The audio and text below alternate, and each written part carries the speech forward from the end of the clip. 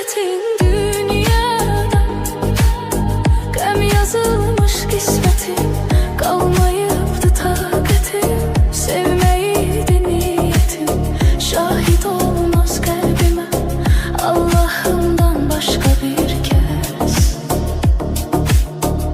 Ses salar sessizce bir ses.